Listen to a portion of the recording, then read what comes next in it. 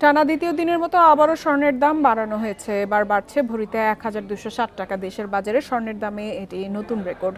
মঙ্গলবার থেকে সারা দেশে নতুন দাম কার্যকর হবে। জুয়েলার্স সমিতি বাজুর সংবাদ সম্মেলনে দাম সমন্বয়ের সিদ্ধান্ত জানিয়েছে।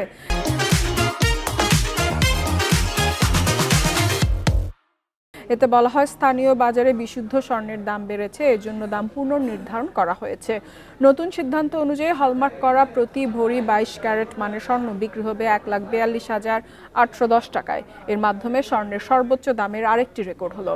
এর আগে ৩১, ২৭ আগস্ট এবং ২ ও ৪ সেপ্টেম্বর স্বর্ণের দাম ৪ দফা বাড়ানো হয়।